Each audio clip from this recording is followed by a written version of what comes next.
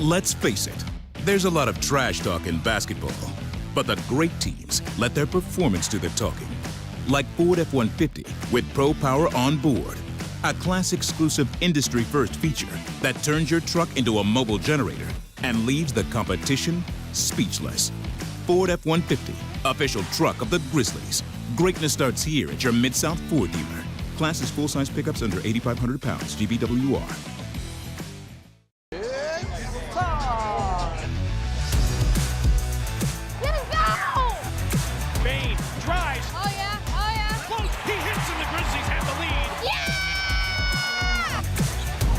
With a knock-away. Good defense.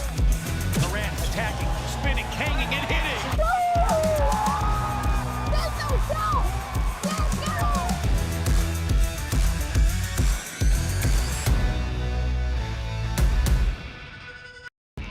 When it's all on the line, you turn to the strong, the stable, the unwavering. To those with a history of raising their performance, to meet the moment. It's true in basketball. It's true in banking. Grizzlies Checking from Pinnacle. Play hard. Bank easy. Open a Grizzlies checking account with at least $100 and a recurring direct deposit by August 31st, and you could receive a $200 direct deposit bonus into your account. Details at grizzliesbanking.com. Member FDIC. Thanks for showing up, Memphis. Nothing beats catching your Grizzlies IRL, and nobody knows that better than you. So next time you want to hit up a game, Ticketmaster's got your back with tickets to every upcoming matchup. Whether you're catching the Grizzlies at home or on the road, you'll find tickets at Ticketmaster, the official ticket marketplace of the Memphis Grizzlies and the NBA. Keep putting that jersey collection to use and get Grizzlies tickets today. There's no better brag than saying you saw it live. See you courtside again soon, Memphis.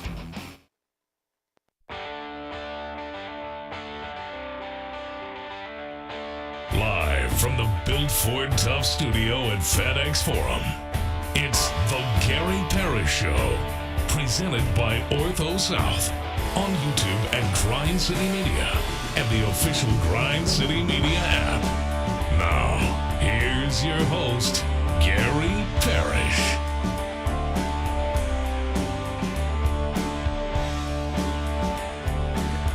All right, I'm here. My name is Gary Parrish. I'm speaking to you from the Built Ford Tough studio, FedEx Forum, downtown Memphis. Bennett Doyle right there producing the program. Glad he's with me.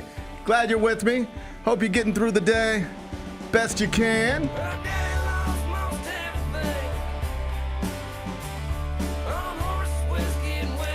And I hope you're ready for more professional basketball because we got it tonight on the schedule. The Grizzlies are down in Dallas. They're playing the struggling Mavericks. Oh, buddy, if you felt bad about the Grizzlies' little losing streak, just know we're doing much better.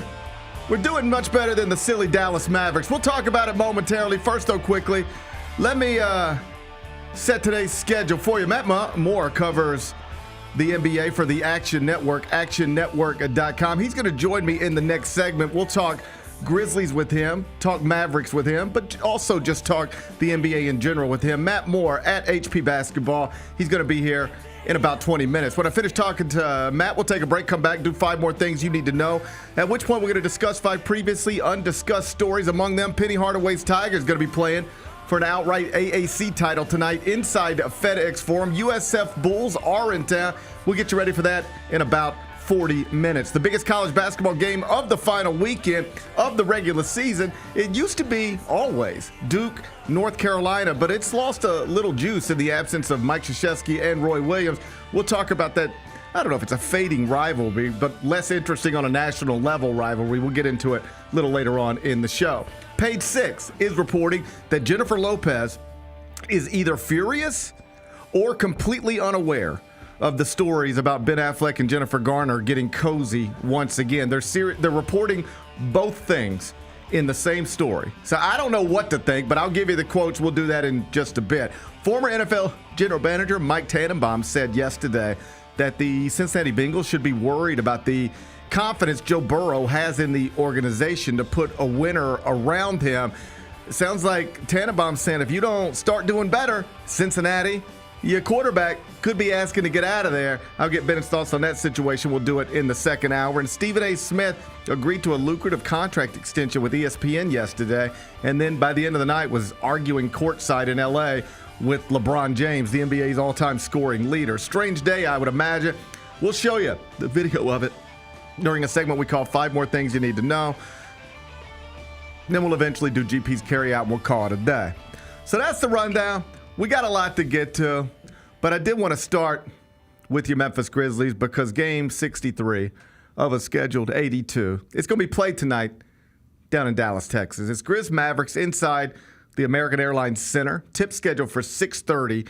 You can watch it on ESPN or on FanDuel Sports Network Southeast. The Grizz are listed as 11.5-point favorites on the road against a franchise that is down as bad as any franchise could possibly be down for self-inflicted reasons. The Mavericks, as you know, traded away Luka Doncic back on February 2nd. Since then, they're 6-8. They were 3 games above 500 before they traded Luka. Since trading Luka, they are now 2 games below 500. And, oh, by the way, they've lost Kyrie Irving for the season and probably much of next season, if not all of next season, to a torn ACL. And Anthony Davis is also sidelined with a adductor strain suffered in his first game with Dallas and might be shut down, reportedly, for the rest of the season for precautionary/tanking reasons. The locker room has been demoralized. The fan base has been devastated. The Mavericks had a 25-year-old top 3 player in the world and traded him because the general manager doesn't think he works out as much as Kobe Bryant used to work out or something. Just absolute insanity. The franchise has been ruined in Dallas. The Lakers franchise in Los Angeles has been reinvigorated.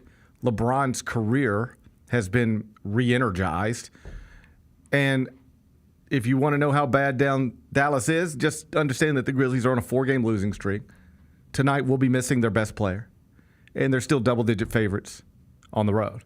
That's how bad things are in Dallas. And I feel bad for the fan. I can't even imagine what that's like to have everybody's favorite player, like an undeniable future Hall of Famer in his prime, to have your franchise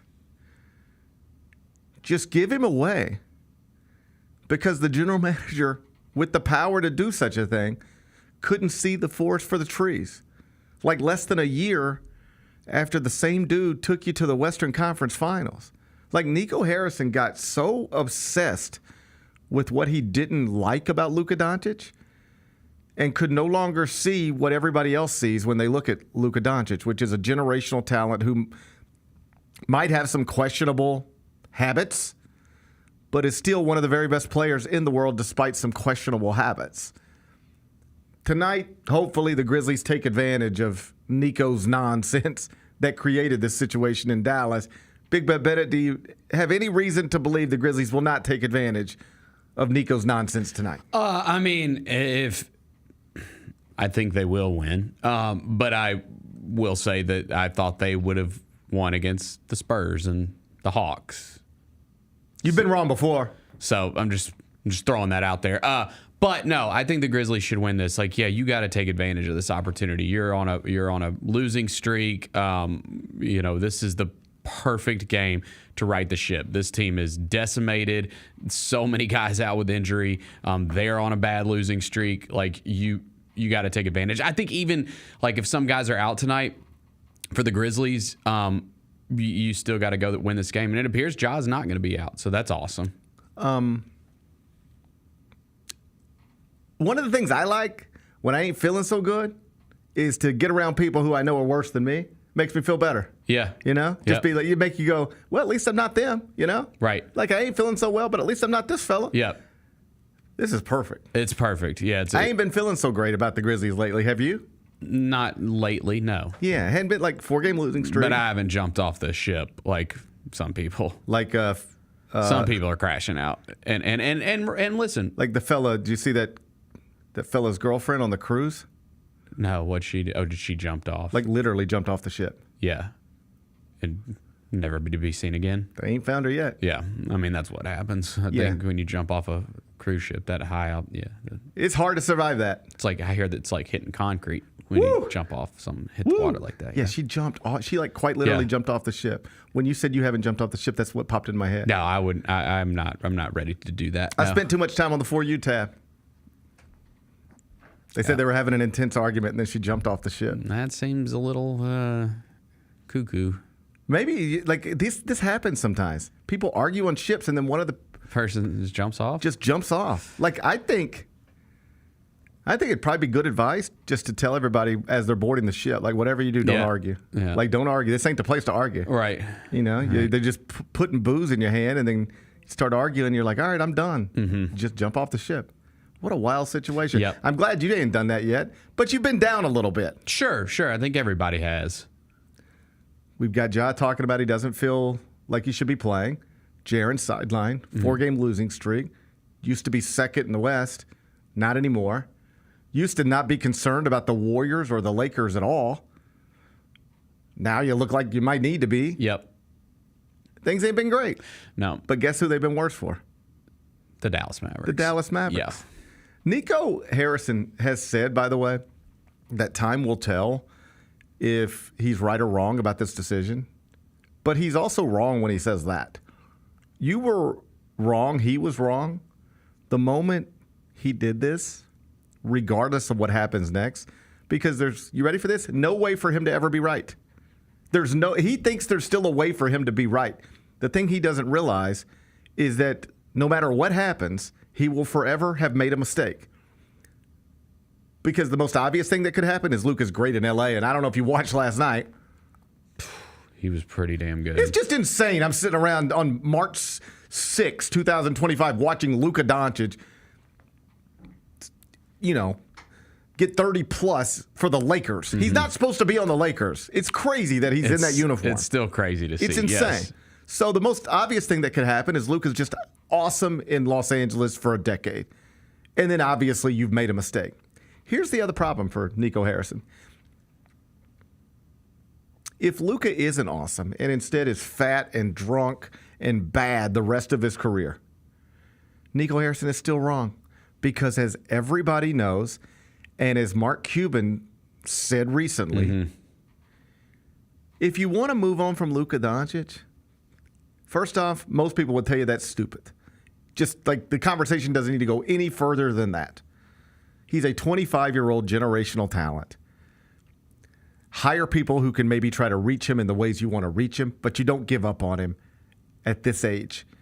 When he's been first-team All-NBA the past 3 years, when he took you to the Western Conference Finals less than a year ago, when he's the most popular, certainly basketball player in your market and one of the most popular athletes in your market. You don't move off of him no matter what, right? Most people just stop you right there. But here's the problem for Nico Harrison. Even if Luka becomes a bust, everything Nico Harrison thinks Luka is likely to become, injury-plagued, heavy, a player who doesn't age gracefully or well. The problem for him is that everybody knows, and Mark Cuban said it, if you want to move off Luka Doncic, first thing we're going to do is try to talk you out of it. But if you're just dead set on you've got real beliefs that this is what you have to do, the deal you got for him is not the best deal you could have gotten. You don't do it for Anthony Davis, an older, also injury-plagued player. Like, you should never move off of Luka Doncic, but if you're going to, you get a different package than that, a better package than that.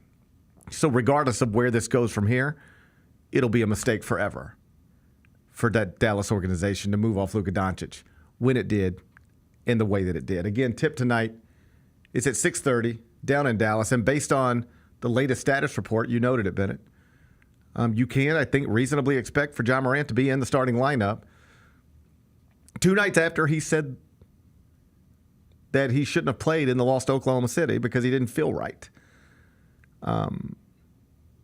Are you surprised that he's just not even on the status report at all? Like he said the other night he should not have played, and 2 days later, or at least 1 day later, yesterday when the status report is published initially, he's not listed as questionable or anything. That surprised you at all? Not really, because it's kind of going the way. It's what I thought. What I said yesterday is that we know how careful they are with injuries.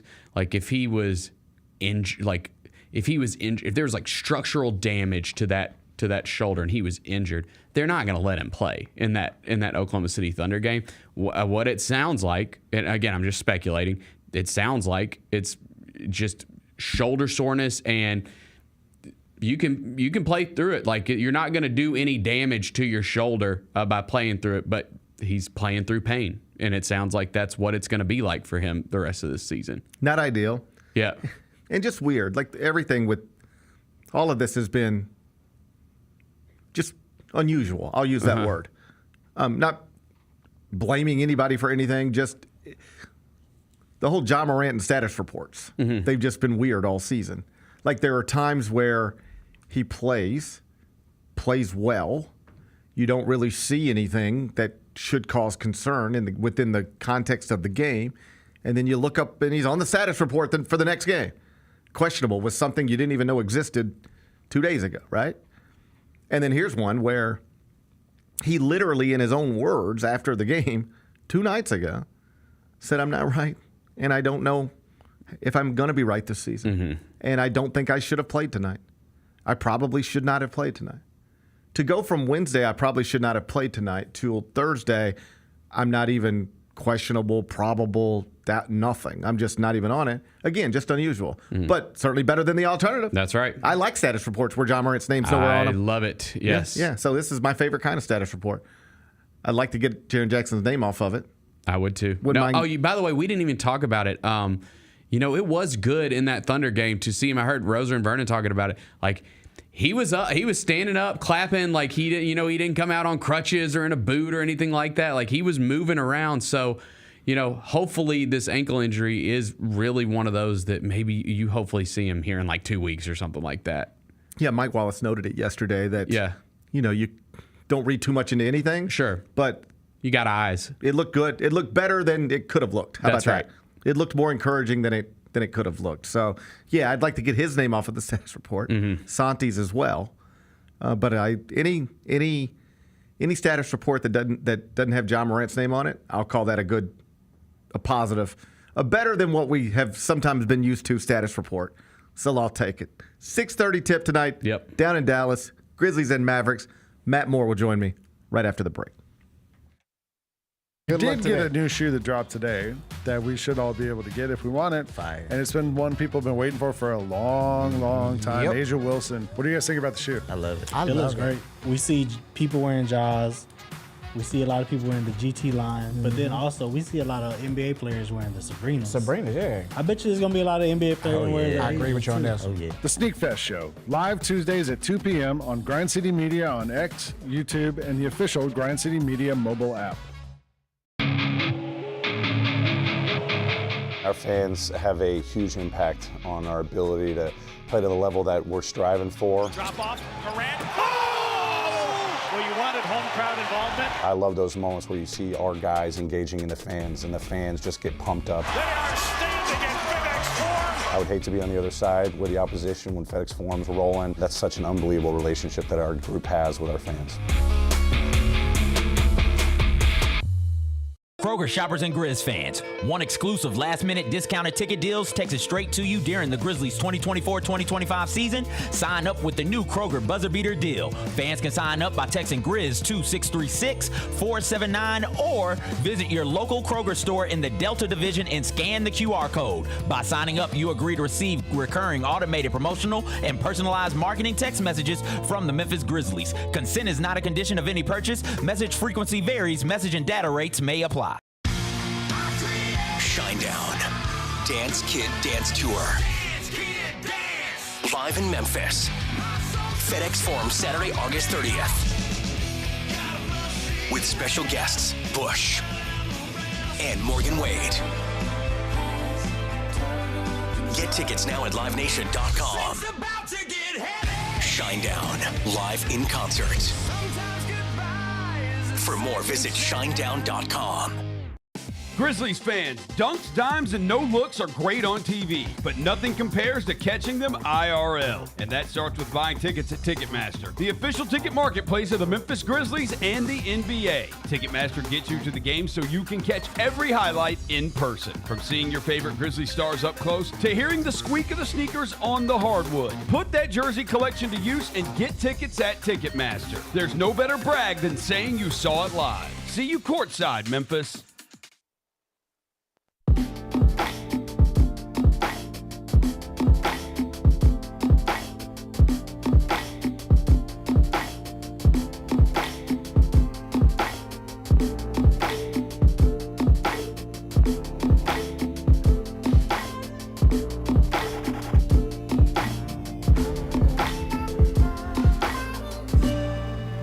Welcome back, Gary Parrish Show, presented by Ortho South. We're inside the Built for Tough studio. We're scheduled to be joined by Matt Moore from the Action Network, actionnetwork.com. I'm a subscriber. You should be too, but having trouble connecting with Matt Moore, so might have to just connect with him another time. Among the many things I was going to ask him about, in addition to the Grizzlies, was I did stay up last night and watch what was a fun. It was good. Second half of the TNT doubleheader, Lakers and Knicks. My sleeping habits are all messed up because when I'm in studio in New York, I'm like literally up till 3:30, 4:30 every morning. And I'm sure it looks that way when I'm sitting in front of that camera that's right on my face. Yep. I'm sure it's a wonderful thing to look at, an old man who hasn't slept. So I think you look great, man. I appreciate the vote of confidence. I think you look great. You're nice to say that. So then you come back home and now you're just used to being up till 4 o'clock in the morning. And so you're not up till 4 o'clock in the morning, but up later than you probably should be. Particularly when you're not working as much as you're just sitting on a couch staring at a television. So whole family falls asleep. And I'm like, all right, I'll just sit here and eventually my eyes will close too. And they just never did. I just lay there and watched the entire stupid game. And was just reminded again of how insane it is what Dallas did. It's not just that they destroyed their own franchise. They quite literally re-energized LeBron James' career and turned that franchise into a real contender. They look awesome. They look the part. Yeah, dude. And the thing is, too, is one of the big things that was made out of it was, well, they don't have a center. So how are they going to be able to compete in the Western Conference? How are they going to be able to compete in the NBA playoffs without a center? It doesn't look like that's that much of a problem at all. They've won 8 straight games. I mean, they were going up against a great center last night in Karl Towns. Yeah, they've won 8 straight. They've won 8 straight games. And you just look out there, and it's like, oh, wow, here's Luka Doncic bringing the ball up the court. Even in when they had late game possessions, where in a different version of reality, you just know it would be LeBron James having to work to get everything. And there were times where LeBron could just be off the ball. Yep. And I don't know that he wanted to be off the ball, but Luka's got this. It's fine. The idea that you can be in late game situations and put the ball in either Luka Doncic's hands or LeBron James' hands is insane.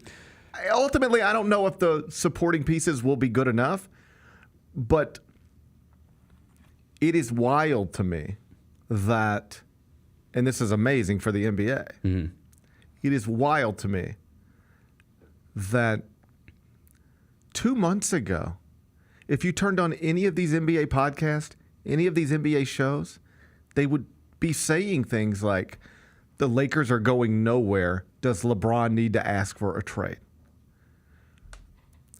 The Warriors are going nowhere. Does Steph need to ask for a trade? Do they need to figure out a way to get together because they might be each other's last hope? And at the trade deadline, both franchises just got flipped into legitimate contenders. Yep. These things that people would go on TV every day and say can't happen. Well, is there anything the Lakers can do? No, there's nothing they can do. Anything the Warriors can do? No, there's nothing they can do. And I'm not even being critical. I'm just saying I watched this stuff for months. It's like there's nothing they can do. They don't have the assets. They don't have the picks. They don't have the whatever. They don't have the flexibility. Well, what people who get paid to analyze what the Lakers can do had reached the conclusion there's really nothing they can do. Right.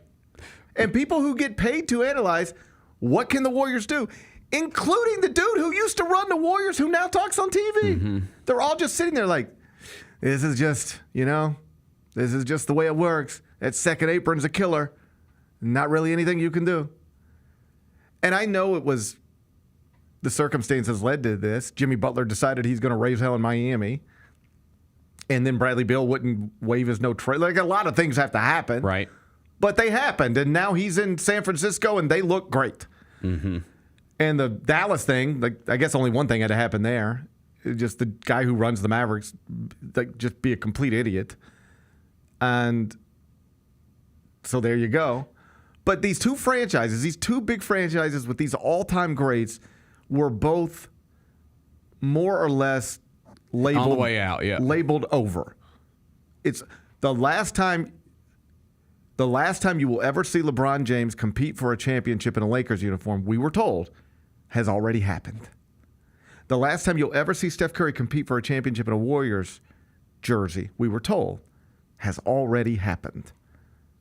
And it's just not true.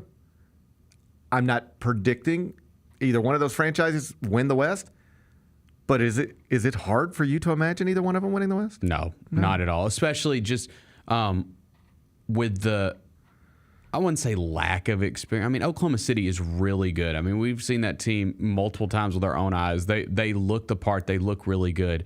I just think that, again, when you're staring across the court at Luka and LeBron, like that can be intimidating for a young team. I think a lot of people would agree with that. I think the Lakers got a real chance to come out of the West. I do. Well, almost regardless of who you're playing. Yeah.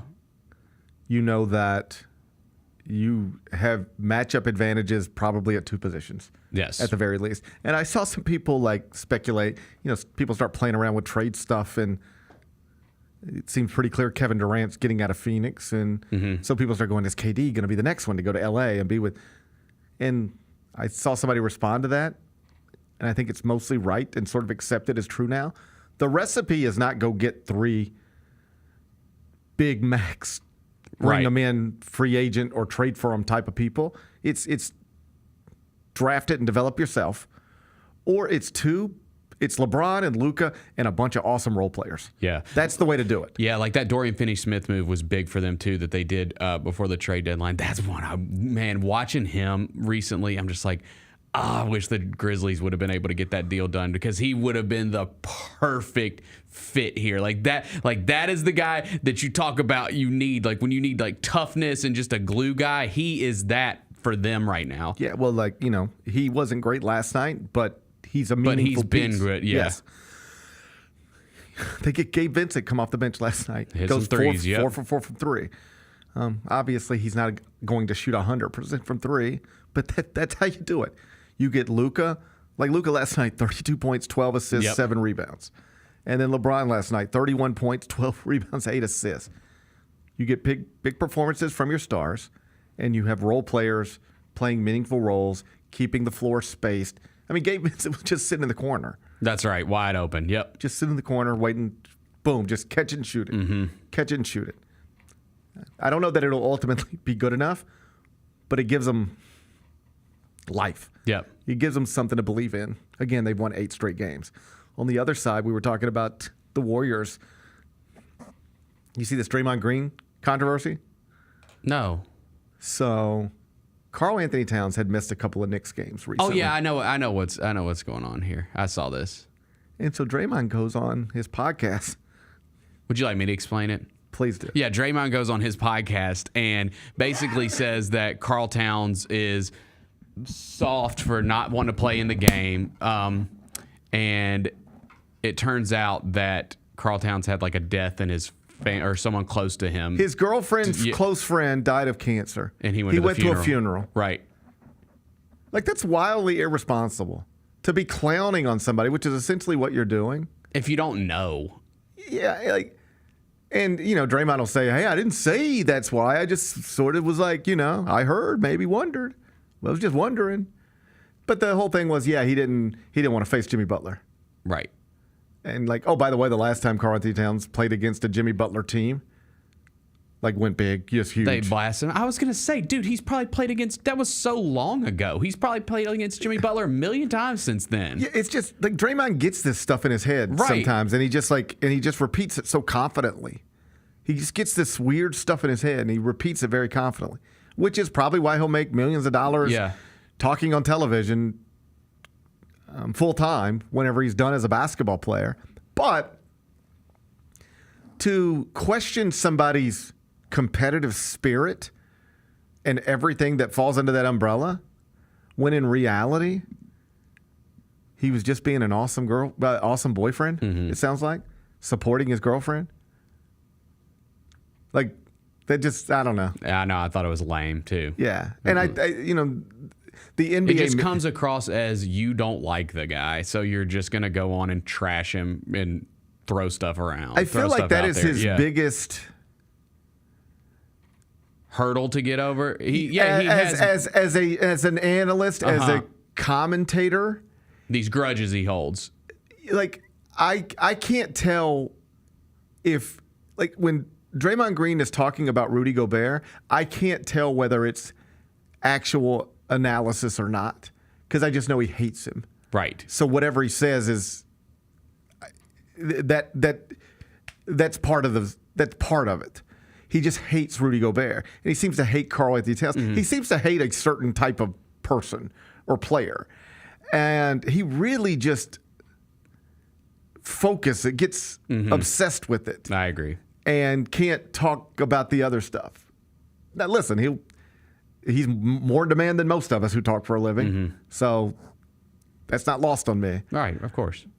But sometimes I do see him just get a little too comfortable with the criticism, and it seems like it's not always coming from an honest place. And this was just coming from a wrong place. He was just wrong. He was just wrong. Yeah. He was just wrong. But here's the thing: did he actually think that? Did he actually have a reason to believe Karl-Anthony Towns skipped that game? Ducking Jimmy Butler. Or does he just want to believe it because it's more fun to believe? Yes.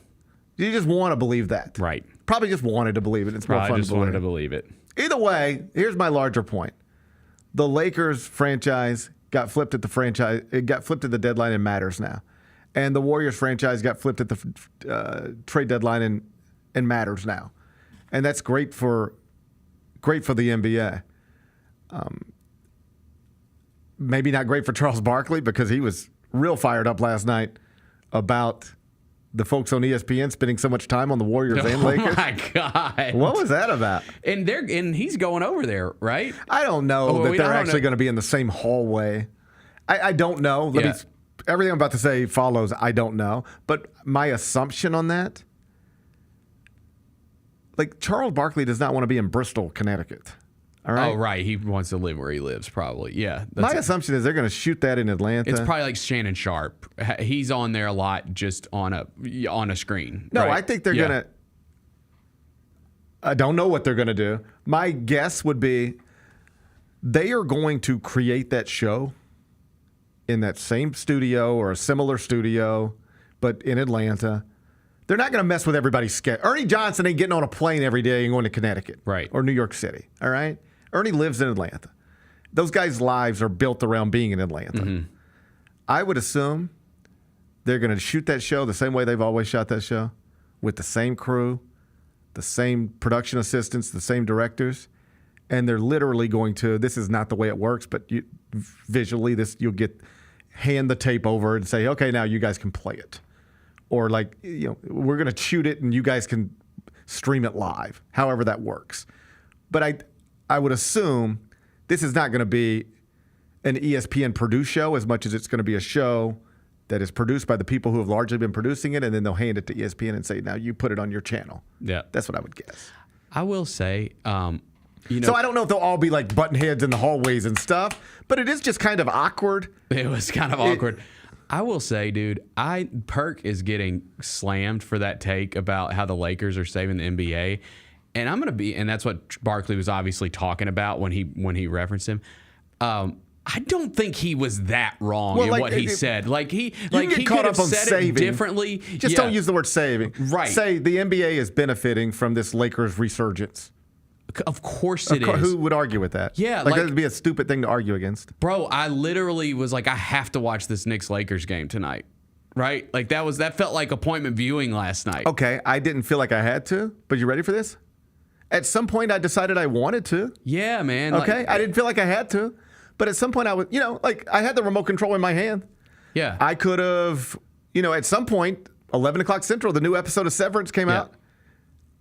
My plan, you ready for this? My plan was actually at 11 o'clock Central, I'll watch the new episode of Severance that just dropped. Yeah.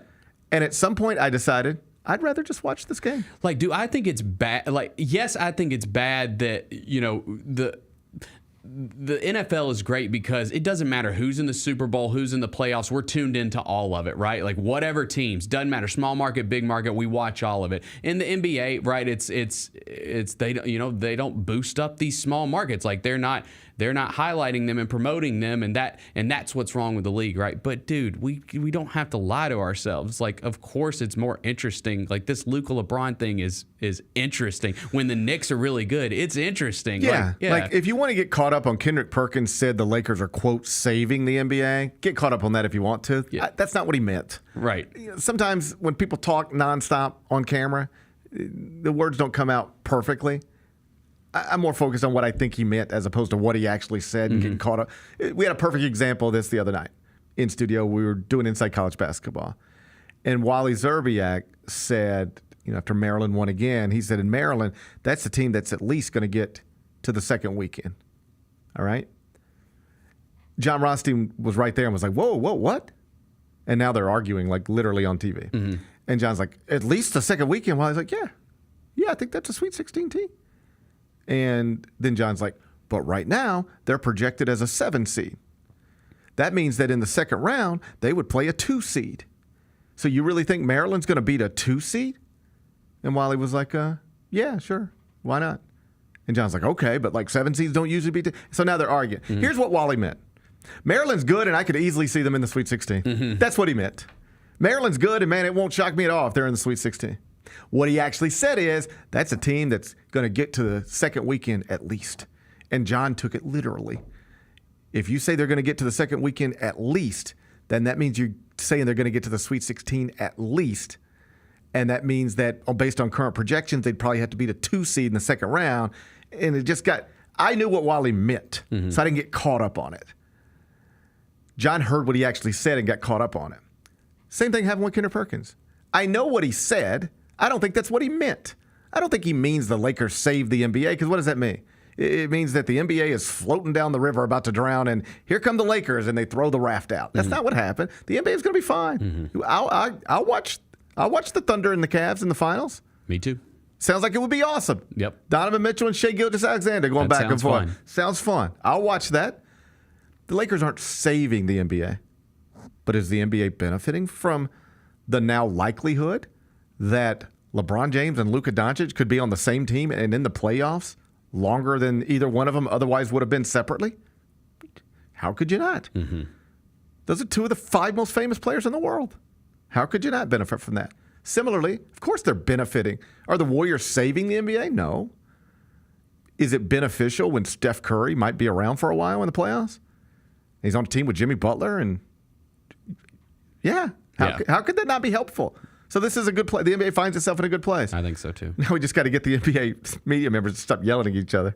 That was weird. No, I like it. I'm good with the yelling. It was just weird. It was just a weird thing. Like I was trying to think. You don't really see networks going at each other on live TV. I actually tried to. Could I imagine myself doing that on television? No. I might make a passing 1-sentence shot at sneak diss on a podcast somewhere at somebody. Mm-hmm. But like the idea that Charles, that was 3 minutes.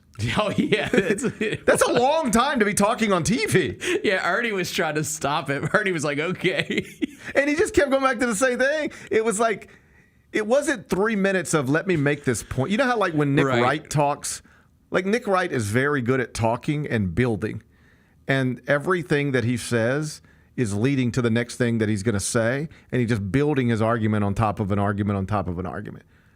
Like if you see Nick Wright's talking for 3 minutes straight, he's going to start here, and then he's going to take you to a place that he has prepared to take you to. Mm-hmm. And every point that he makes is going to be on that path to that place.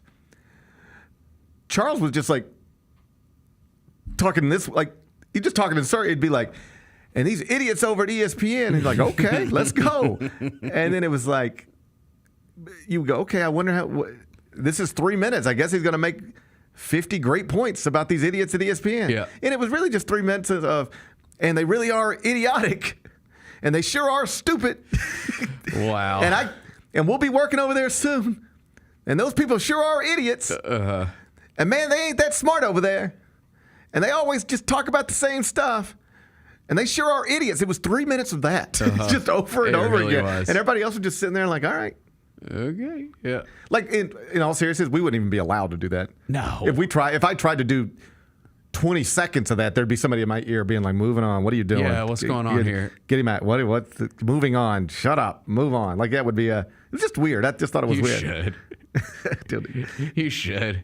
And you should be like, I saw that idiot Joe Lenardi said something. But then Kendrick Perkins is like ready to fight. That's the other thing.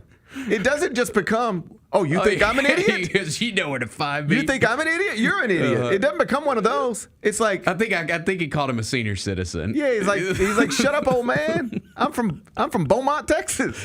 Yeah. You know? I got hands and they can make fists if you want to do this. Like Kendrick Perkins and Charles Barkley might fight at the NBA Finals. Like Ian Rappaport and I like both guys. Perk gets a bad rap in my opinion. I like him. I think he's good. Perk is interesting because he's very opinionated. Like yes. What you have to be. He has real strong opinions. And it's often real strong opinions about people he either played with or against because he's still relatively young. And he has these strong opinions, and they just come on and be like, bro, you average 2 points a game. Shut up. Someone put together like a mixtape of his greatest hits, and it was just like a bunch of mistakes and turnovers and stuff. At least when but he's not even a scorer. But at least when it's Shaq, like Shaq can say the dumbest thing in the world, and then people can be like, yo, that was dumb. And he'd be like, look at all these rings. Yes, you know? That's right. And like Charles, like people do bang on Charles about the lack of a championship, but Charles Barkley's an all-time insane, multi-time All-Star, an all-time great player. Yeah. And Kendrick Perkins, he just every once in a while, like it's just funny, and it's fine because you don't have to have been a great player to be a great analyst. Just like you don't have to have been a great player to be a great coach. Mm-hmm. You have to be able to talk and have good opinions and be smart about it, right? But the problem when you're Kendrick Perkins is even when you say something smart, if it happens to be about somebody, they'll just come back and point out that you average 1.4 points per game or whatever it was, right? Mm-hmm. And now he's going to fist fight Charles Barkley. That I would watch. I would watch Kendrick Perkins and Charles Barkley fist fight. That I would watch. If you put that on the For You tab, I would not be able to close it. Yes. I would not be able to close it. That'd be good. That'd be entertaining. Woo! Yep. Woo! Penny Hardaway's Tigers are going to be back in FedEx Forum tonight. Let's go. I'll be there. Let's go. Oh, Bennett's going to fill up FedEx Forum. You wearing your Blue Crew shirt? I might bust out the Blue Crew shirt. Bust out the Blue Crew shirt for old time's sake. I might bust out the Blue Crew shirt. Should be a fun night, a celebration inside FedEx Forum tonight. Some Bulls are in town. We'll talk about that next. We got Southern Heritage Classic news. Mike, Tennessee State out. Where do you think the Classic goes from here? Is this a thing that sort of dooms this Classic, Southern Heritage Classic? I don't ever bet against Fred Jones. I don't count Fred Jones out. You have to have the event. You have to continue to have the weekend, and a football game has to be part of it. Get all of your HBCU sports and culture news by tuning in to HBCU Huddle with CJ Hurt and Mike Wallace. New episodes drop every Thursday on grindcitymedia.com, YouTube, and Spotify. Fake, a three, it's through for Desmond Bain. FBK, fly by King. Wheels through the lane, now spins back, Ja hangs, puts it in! Oh, what a shot by Morant in the clutch! So hot, Jared said no! Because he doesn't put on a play, comes up with a monster block.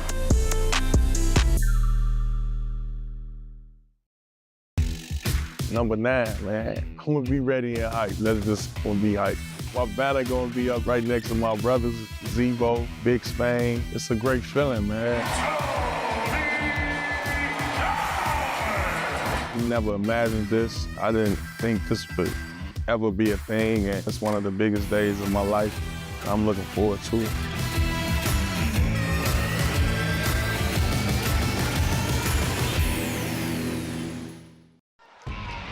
Anticipate each challenge.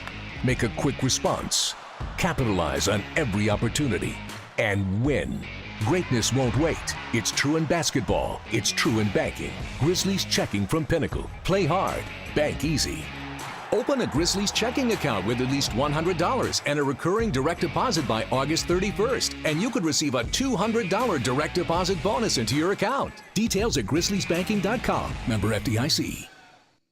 Thanks for showing up, Memphis. Nothing beats catching your Grizzlies IRL, and nobody knows that better than you. So next time you want to hit up a game, Ticketmaster's got your back with tickets to every upcoming matchup. Whether you're catching the Grizzlies at home or on the road, you'll find tickets at Ticketmaster, the official ticket marketplace of the Memphis Grizzlies and the NBA.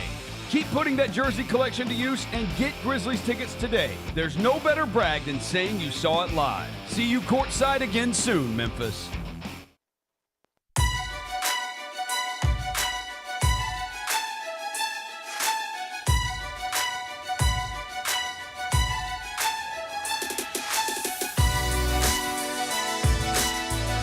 Orthopedic injuries can be unpredictable, unforeseen, and unscheduled, and Ortho South understands this better than anyone. Since your injuries don't make appointments, you don't need to either, and that's because Ortho South welcomes walk-ins during the weekdays, in the evenings, and even on Saturdays. So next time an unforeseen injury makes an unscheduled appearance in your life, visit orthosouth.org to find your nearest urgent care location. Just walk in, and Ortho South will take care of everything, especially you. Learn more at orthosouth.org. That's orthosouth at orthosouth.org. Now I got 5 more things you need to know. Number 1. Penny Hardaway's Tigers will be inside FedEx Forum tonight. The opponent is the USF Bulls. And though it is not definite that Memphis has to win to secure an outright AAC title, because Memphis could still secure it even with a loss if North Texas were to lose this weekend at Temple. But we don't want to leave this in North Texas's hands. We don't want to leave this in the hands of some Temple Owls. No, I think this should be a huge celebration tonight, and I hope they get a really good crowd. I'm going to go. I'm going to bring my kid because this team deserves it, dude. They deserve a big celebration tonight. It's senior night. A lot of guys going to be honored for senior night, and they're playing a team that's lost 6 of their last 7. Like, just blast them. Blast them. Also, you can help your numbers too, your metrics, right? Like win by 30, win by 40, right? I say win by 40. Yeah. I mean, this is a good spot. Well, it's a good spot in this regard. If I'd have I love doing this because I think sometimes you get caught up in the moment, you forget where you were. For instance, I was on radio in Kansas City a couple of weeks ago, and it's a weekly spot that I do, and we typically talk about Kansas, Missouri, and Kansas State. Sure. Okay. So we're talking about Missouri, and Missouri had, at the time of the conversation, maybe lost a game, maybe lost 2 of 3. It slipped a little bit relative to where they were, right? Mm-hmm. And I was asked, I said, hey, and they were like, GP, Dennis Gates, he's done a nice job this season at Missouri, but, if they end up as, say, a 7 seed instead of a 4, which is where they were projected not too long ago, does that change the way you view this season? And does that change the way you view the job Dennis Gates has done? And I said, everybody is free to view whatever season they want, however they want. But I'm not a big fan of moving goalposts. I'm not a big fan of setting what I believe the standard should be and then adjusting for any reason outside of injuries or things that can impact the on-the-court product. My point being this. Missouri went 0-18 in the SEC last season. Didn't win a game. Dennis Gates was, I don't know if he's about to get fired, but people were asking whether he should. Mm-hmm. All right?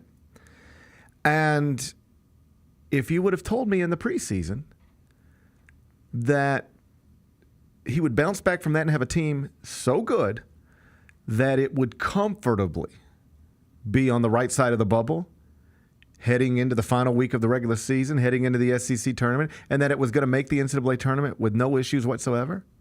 If you would have told me that would be their reality back in October, I would have said, that's amazing. Well, that's where we are. So am I going to look up in 2 weeks and say Missouri was disappointing because it was a 7 seed instead of a 4? No, I'm going to tell you this team wasn't supposed to be in the NCAA tournament, and now it's comfortably in the NCAA tournament, and that's a good season. Same thing with Memphis. It's a great night in this regard. Imagine if I would have told you on the morning of the opening day of the season, Bennett, we will be talking on March 7th, and I know you already got your little Go Tigers Go calendar out. Mm-hmm. We're going to be doing a show on Friday, March 7th. That's going to be the last regular season game for Memphis. On that night, as you can see on your little schedule, the Bulls from South Florida will be in town. And Memphis is going to be a double-digit favorite. And if they can win the game by 1, they're supposed to win it by a bunch more. But if they can win the game by 1, your Memphis Tigers, who are ranked in the top 20 of the AP poll, by the way, after being unranked in the preseason, are going to be outright conference champions for the first time in a long time, for the first time under Penny Hardaway. You don't need to know anything more than that. How you feeling? Amazing. Amazing, right? So this is a great night for that reason. I don't want to say nobody saw this coming, but Memphis was unranked in the preseason AP poll. Memphis was not a projected top 6 seed in the NCAA tournament, according to most, in the preseason. P.J. Haggerty was not expected to be the AAC Player of the Year. Penny Hardaway was not expected to be the AAC Coach of the Year. And Memphis was not picked to be the AAC champion, outright or otherwise. Most people in October didn't know who P.J. Haggerty was. Most people in October might have told you it was more likely Penny Hardaway would be fighting for his career on March 7th, 2025, as opposed to getting ready to secure an outright conference championship and accept an AAC Coach of the Year award.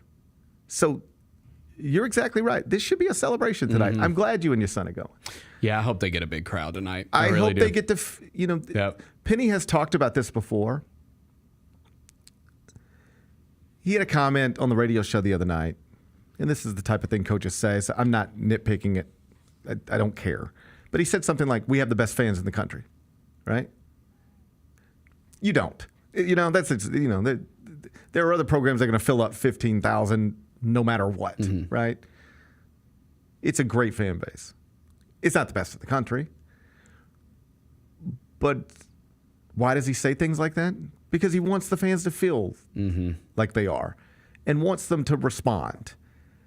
Because ask anybody who's ever played college basketball what it's like to run out of the tunnel. Just to run out of the tunnel and see what you see.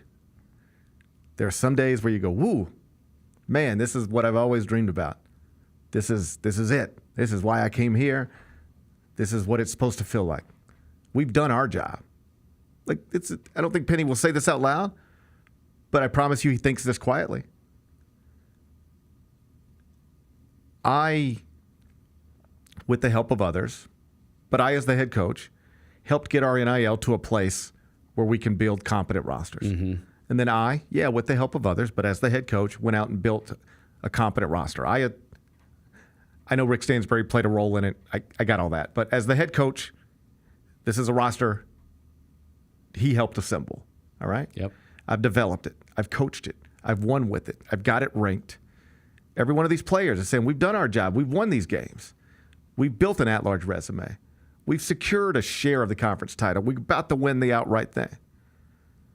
The administration saying, we did our job, right? We got the funds together to make sure Penny could build the roster he needs to build. We stood by him when he wanted to make personnel decisions at a weird time in the calendar. We stood by him when others wondered whether we should. NCAA investigations and all sorts of other stuff. We did our job. You got an administration right now who believes they've done their job. A coaching staff right now that believes they've done their job, and a roster right now that believes they've done their job, and now they would like to feel that from the fans. Mm-hmm. Don't make me run into an empty arena. Make me like a whole bunch of top 20 teams are going to play home games this weekend. Go look at what it looks like at Auburn, right? Right. Go look at what it looks like at some of these other places. Can you make it look that way? Now, keep in mind, goes without saying, Auburn's going to be playing Alabama, right? Mm-hmm. That's going to look a certain way. Yep. Memphis doesn't get to play Alabama to close the regular season. It has to play the South Florida Bulls, and that's not nearly the same thing. But I never make a habit of telling people what they should do or what they need to do or what they're obligated to do, how they should spend their money. Let me be clear. If you're a Memphis fan and you want to go to the game tonight, you should. If you'd rather watch it on TV, you should do that. If you'd rather watch SmackDown, you should do that. It's totally up to you, right? But I do think it matters, and I do think it's meaningful, and I do think it would mean something to Penny and those players to see a nice crowd tonight. They've delivered. They've delivered. You want them to dominate their league and be one of the, consistently 25 best men's basketball programs in the country. They haven't delivered every season, but they have delivered this season, and I hope that it looks and feels the way they imagine it looking and feeling tonight when they run out of that tunnel and play what will be for some the last game they ever play inside FedEx Forum. Number 2. Tomorrow night in prime time, Duke, North Carolina, which always closes the regular season. Let me ask you, Bennett, because maybe you're a good source on this. You enjoy college basketball, but you don't have to live and die with it. Yep. But you enjoy it. Duke, North Carolina, I'm sure you've watched a million of those games over the years. Yes. Does it seem less to you now? Yes. It definitely does. Because I'm trying, I saw you were going to talk about this, and I was trying to think when was the last time that I was like, I got to watch that game. And I think it might have been the Zion, RJ Barrett. Yeah. Yeah. I don't remember who was on North Carolina then. But that might have been the last time. I think because that was still Coach K and Roy, right? Yeah, for sure. I think the last big one where it was like, you got to watch this would probably be Duke, Carolina at Cameron. K's final home game. Yeah. And Carolina went in there and beat them. Right. Now, they played again in the Final Four, and so that was obviously big. But since then, since K left, and Roy had already left, I mean, that's the other thing. These were not just two of the biggest brands in the sport. They were two of the biggest brands in the sport, coached by two of the 10 best coaches of all time in Mike Krzyzewski and Roy Williams. So you lose Roy, then you lose K.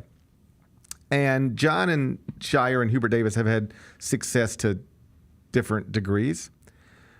But tomorrow will be the 6th time they've played, Duke and Carolina, since Roy and Kay both left the sport. And tomorrow will be the 3rd time out of 6 times that at least one of the teams is not ranked, specifically North Carolina. It's always North Carolina's fault. Duke's been ranked every time. North Carolina, this will be the 3rd time they played Duke in the past 3 years where the Tar Heels are unranked. This used to be, I mean, I was just sort of randomly picking out games from 5 years ago, 7 years ago. It's like number 2 versus number 7. Right. Number 1 versus number 8. Number 8 versus number 14. And now it's just like number 2 against unranked. It's often North Carolina's fallen off a little bit. Like they're very much on the bubble right now. They're 1-10 in quadrant 1 on the bubble. And the ACC's down too. Yeah. And the ACC's down in part because North Carolina is down. But the ACC right now ranks as the 5th best conference in the country and is closer to being, in terms of accomplishments, the A10 or Conference USA is closer to that than it is the SEC or the Big Ten. And this Duke-North Carolina game is just sort of symbolic of that. The league is down. That rivalry is down. We were in studio the other night, and we were previewing this game, and Wally Zerbiak was like, I guess I'm just looking forward to seeing Duke play a good team. And I said, well, you're going to have to wait till Clemson or Louisville shows up, because North Carolina, there's nothing about them that's been a good team this season. They have never at one point been a good team. They've been given plenty of opportunities. There are a lot of schools that don't even get in a batter's box as it pertains to quad 1 opportunities. They don't get these chances. North Carolina's had 11 of them. They've won 1 game. And there's some real thought. If they don't beat Duke either tomorrow or in the ACC tournament, they will miss the NCAA tournament for the second time under Hubert Davis. It sounds like he's going to be back no matter what, but he'll be the face of all the hot seat conversations next season if North Carolina, after being preseason top 10, misses the NCAA tournament again. Number 3. Page 6 is reporting on the Jennifer Lopez, Jennifer Gardner, Ben Affleck love triangle, if you will. Oh, what's going on? Well, you tell me what's going on. Mm-hmm. Okay. Backstory. Ben Affleck was married to Jennifer Gardner. Yes. You know that. They have a child, yes. I think multiple. They have multiple children, I think they have multiple children. And then they decided they were not going to continue their marriage for whatever reasons. None of my business. Yeah. None of my business. Well, then at some point he decides he's going to get with Jennifer Lopez again. They used to, they were tight way back then. They used to cuddle and stuff. So they rekindle that one. They get married. And then that doesn't go so well. So they get divorced. So now Ben Affleck's single again. Jennifer Lopez is single again. And Jennifer Garner has been in a relationship, but there's some questions about that. Mm-hmm. Fast forward to this past weekend. They're like at one of the kids' birthday parties. Yeah. It's like paintball or something. Look like something like that? Yeah. You ever done a paintball birthday party? I've never done paintball. Oh, we've done it. I would love to do paint. I think the paintball park closed, actually. The one out at Shelby Farms? I don't know. We used to go to Shelby Farms. One of the paintball parks closed, I heard. I saw something about it. Well, rest in peace. Yeah, but I've never done paintball. I've always wanted to. I have played paintball.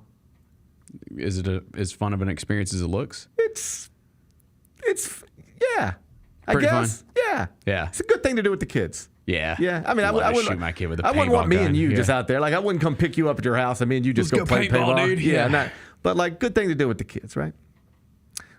So they were at like a paintball thing, right? Paparazzi was there getting shots from high angles from far away. And there's multiple shots of Ben Affleck and Jennifer Garner caressing each other. Hugging. I Tightly hugging. I choose to use the word caressing. I feel like there was a little caressing going on. Okay. Okay, so anyway, needless to say, I'm fascinated with this. What's going on here? I was always rooting for them. She seems like a pleasant woman, doesn't she? That's what I was. I'm rooting. I was rooting for them. I was. Doesn't Jennifer Garner seem like she'd just be a pleasant woman? Yeah. Like if her son played on your son's baseball team, you probably wouldn't mind sitting next to her and watching her keep score. Yes. She just seems like a pleasant woman. Agreed. All right. So, and Ben Affleck, I don't know about him, but he seems like he's a little less pleasant sometimes. He's had his issues. He seems like he's had his issues. Mm-hmm. All right. Anyway, they were caressing. I saw it with my own eyes. Okay. So I'm like, whoo, buddy. I wonder where this is headed. So I do all the proper Google searches, right? Mm-hmm. Because I don't want to come here not knowing what's up. Try to talk to you about it, but not know what's up. Yep. So I do all the Google searches. Leads me straight to page 6, which is a great source for this type of stuff typically. Now I want to tell you what I read. I read it in the same story in back-to-back paragraphs. You tell me what I'm supposed to think. Okay. This is according to page 6. This is where I go. I don't have Hollywood sources, okay? When I want to know what's going on with Ben Affleck, Jennifer Lopez, and Jennifer Garner, page 6 is who I'm relying on. Mm-hmm. All right? So I'm like, okay, page 6 has got a big headline on it. Let's see what they say. And this is what I read. I'm just going to read it to you. Ben Affleck and Jennifer Garner recently took a family paintball outing in the Los Angeles area where they were photographed laughing and looking flirty, which also included snaps of Ben Affleck hugging Jennifer Garner. Lopez is, quote, furious. Jennifer Lopez is, quote, furious, according to our sources. And the situation is, quote, completely messing with her head. Okay. The source added. I said, ooh. And then the very next sentence, you know what it said? Meanwhile, another source tells us Lopez is focused on her upcoming Netflix movie, Office Romance. Quote, I doubt she has even seen these stories. Well, that's... So what am I supposed to do? That's conflicting. What am I supposed to do with this? Page 6 is trotting out two sources to me. They have two sources on this case. All right? And one says Jennifer Lopez is furious and her mind is playing tricks on her. All right? And the other source says she might not even know this even happened. I would bet. What are we to believe? I think. First off, there's no way she doesn't know that these pictures exist. I know they exist, and you know they exist. How would Jennifer Lopez not know they exist? I bet she's annoyed. Of course she is. I bet she's annoyed because they were when he was going through like all the craziness with J-Lo and the breakup. Like there was like the stuff that he was confiding in Jennifer Gardner and that because they got kids and so he sees her all the time. Yeah, I bet she's annoyed. I bet J-Lo's annoyed with this. I bet J-Lo's annoyed. Yeah. I bet she actually is furious, or at least hurt. Yeah. I bet she's hurt. Yeah, you acted like that your ex-wife was just like your best buddy, and secretly you like still love her. And here's the other thing: you know how people talk about exes to their new spouses. You know, it's always like, "Oh yeah, she was driving me crazy." Yeah. You know, Jennifer Lopez has heard 30 Jennifer Garner ain't really what you think she is stories from Ben Affleck. Right. You know that, right? Right. So this whole time, I'm imagining all this, but I bet I'm right.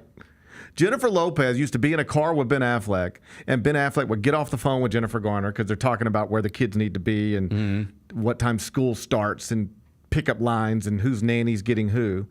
And Jennifer Lopez is in the car, and Ben Affleck's on the phone. He's like, and he hangs up the phone, and he's like, "Motherfucker, this! I can't believe I had children with this woman." I promise you, Jennifer Lopez has heard that stuff. And then you jump on page 6 in TMZ, and there he is hugging that woman after he just signed your divorce papers. I bet she is furious. She'll be all right. She'll probably be all right. J-Lo will be all but right. I expect more from page 6. I hold page 6 to a higher standard than this. Yeah, that was too conflicting for me. I don't want to be answers. the one who has to figure out which of your sources to trust. You figure that out for me. Imagine if, like, I did the same thing. If I wrote a story today, and I said, and this was what the story said: a source has told CBS Sports that if Hubert Davis doesn't win this weekend, he will be forced to resign on Monday. Period. But a separate source said Hubert Davis will return next season no matter what.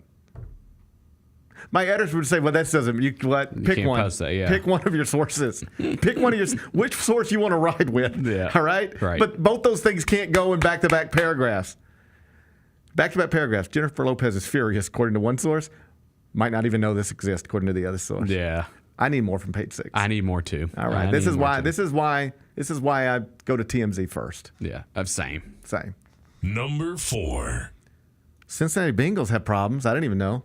I didn't know they had these kind of problems. Apparently they have problems. Are you familiar with Trey Hendrickson? Yeah, he's one of the better defensive players in the league, one of the better defensive ends in the league. Yes. Okay, he wants out. Yep. He said, "I want to trade. I'm out of here." And Mike Tannenbaum, you're familiar with Mike Tannenbaum? Yes. Former NFL GM. He now talks on TV about the NFL. He said, "We're not there yet, but don't ever forget. Carson Palmer once upon a time said, 'Get me out of here.' And the reason I want out of here is because I don't think this franchise, this ownership group, is serious about winning. If you're not serious about winning, then I don't want to be here." And Mike Tannenbaum said, "I'm just telling you, we're not there yet, but keep not signing Joe Burrow's weapons to long-term extensions. Stop not paying his receiver. Now you got another star player asking out. Yep. Keep doing this and see what happens next." Yeah, because they they're in such a tough spot because first off, historically they don't spend money. That's first and foremost. Second, they franchised T. Higgins. Joe has made it clear he wants Jamar Chase and T. Higgins to both be on his team going forward. Well, they franchised T. Higgins. They hope to work out a contract. Jamar Chase wants to be the highest paid non-quarterback in NFL history, so he wants his money. Long term, I don't see there's any way that they keep both of those guys on that team with Burrow going forward. And he's made it clear that's what I want. Right. I want both of these guys on our roster. Yeah, I mean, it becomes increasingly clear. Like, he's been very vocal about what matters to him, and their actions don't support what he is saying. And I'll just tell you, like, Mike Tannenbaum, you would not be that comfortable saying what he said on TV unless you feel like you're more right than you're even letting on. Whenever you hear a well-sourced person on television sort of just float things out there like, hey, I ain't saying, but just keep an eye on this, it usually means I know something. And I don't want to go too far with it, but I know something. They that franchise, dude. My best friend Steve, he's a huge Bengals fan his whole life. And the thing is they have gotten lucky with, you mentioned Carson Palmer. Like, they kind of masked, like, not running that thing super well for a long time because they had a great quarterback in Carson Palmer and they have a great quarterback now in Joe Burrow. And that's masked a lot of, like, the bad decisions that they've made over the years. I don't know, dude. I would be, if I was a Bengals fan, I would definitely be nervous about the whole situation. You know, this player survey came out a few weeks ago, where, if you remember, Woody Johnson in New York with the Jets got terrible reviews from his own players about, you know, his competency as an owner. Well, you know who else got terrible reviews as an ownership group? Cincinnati. Yeah. So, like, yeah, there's a lot of writing on the wall, so to speak. The Brown family, I think that's right. Yeah. And, like, they got terrible reviews from the players as well. In terms of, like, I think the actual category was in the commitment to winning category. How confident are you that your ownership is committed to winning at the highest level? And what the survey said was not very confident at all in Cincinnati. So that falls in line with what Tannenbaum's saying, falls in line with what we're watching. When he said what he said and it became the big headline, that struck me as, this is one of those deals where he just wants to have it on the record. Remember that time? Remember that time back in early March when I told you, keep an eye on Joe Burrow? Well, now here we are. He knows more than what he said. Wasn't comfortable enough to just really put it out there. And the next thing that's going to happen is Joe Burrow is going to say, I want out. But he put it out there just enough to make you think about it. And it's a little bit like when Brian Windhorst, you know, famously was like, what's going on in Utah? Like, he didn't want to say everything he knew, but you could just tell from that. You know another one? Windhorst? Windhorst is actually great at this. You could always tell, like, when he starts talking, the one that pops in my head, last year when Dallas got smoked in the finals or whatever, and he roasted Luka Doncic. Oh, yeah, that's right. On the court right after the game. And I remember thinking, there is no way he is comfortable saying all of this. And by the way, this is how you know this has been building for a while. Unless the people in Dallas. He talked to Nico. I guarantee you. Yeah, that's right. Or somebody close to Nico. I guarantee you. You're not comfortable standing on that court just blasting Luka Doncic that way unless you know on some level there ain't nobody in that Dallas organization is going to call you and ask you, what are you doing? Like, there's a difference between being Charles Barkley and being Brian Windhorst.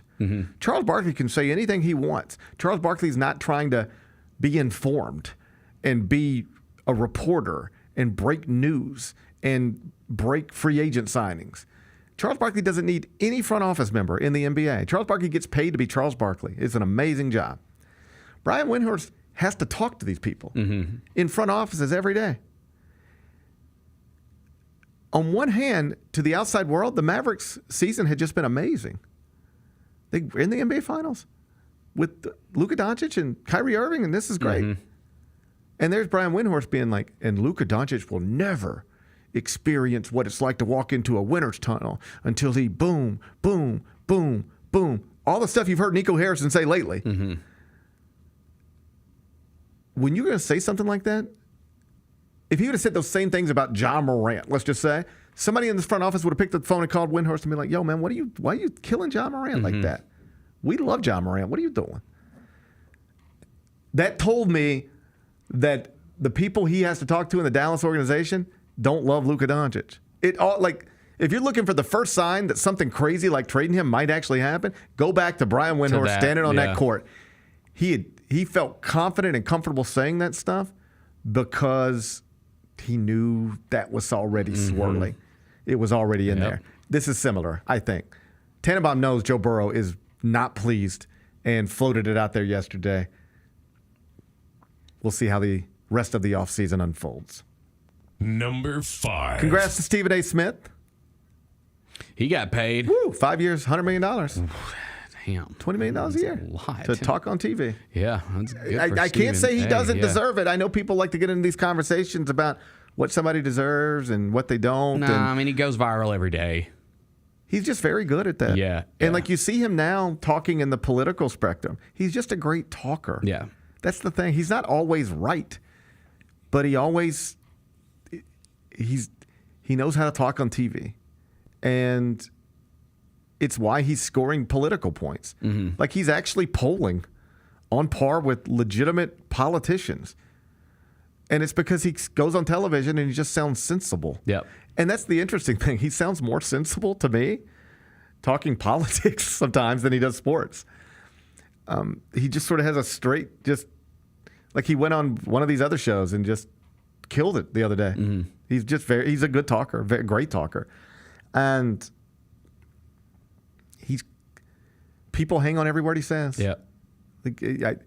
You'll get these people every once in a while. They're like, I don't care what Stephen A. Smith says. Well, you're the one who brought it up. I didn't ask you, did you hear what Stephen A. Smith said? You brought it up. And then you brought it up to tell me you don't care? Well, you're listening. I don't even know what he said. How do you know? There's a big group of people out there who love to tell you they don't care about what he says, but they always know what he says. Mm-hmm. So I couldn't be happier for the guy. As far as I can tell, he deserves everything he's getting. And then he's courtside last night, Crypto.com, for Lakers-Knicks. You would think, man, this is, I don't know, best day of your life, but it's got to be up there pretty good. Yeah, for sure. Reaching an agreement on a $100 million contract. I can just tell you, when you start in this business as a newspaper reporter, and that's what he was. Like when I first met Stephen A. Smith, he was a columnist in Philadelphia, like Jeff Hawkins was a columnist in Memphis. I promise you, when you start your career as a newspaper writer, you don't ever think you're going to sign a $100 million contract.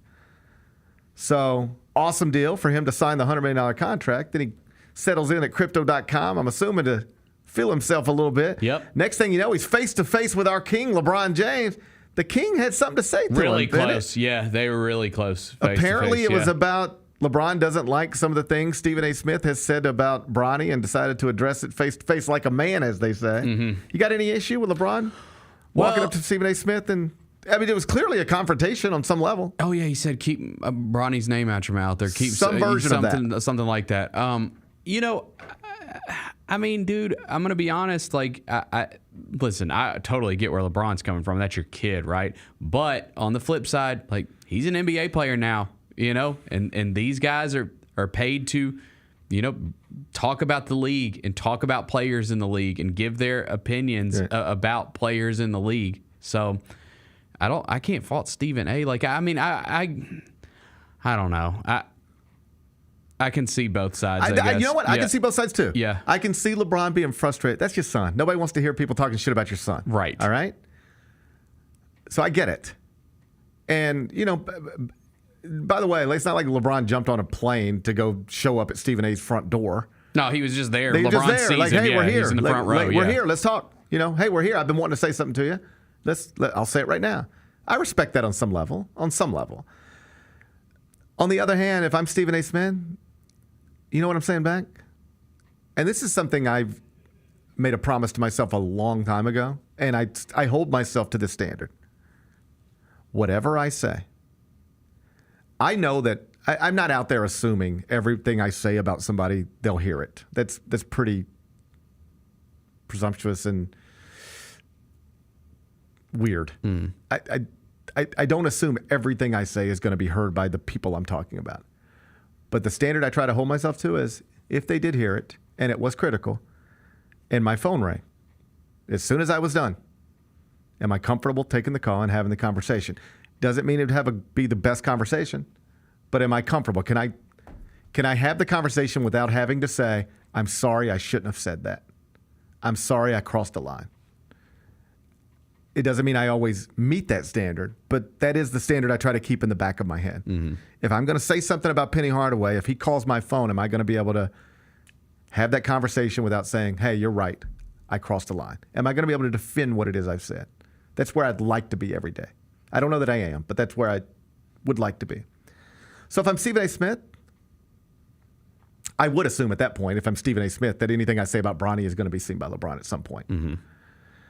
I'd be very specific about the criticisms that I'm having. so that if LeBron James ever came to me, I could defend him. And then you know what I would say? Bro, it's my job every morning to get up and talk about the NBA. I would love not to talk about your son. But because you forced him into this league, it is a big national story.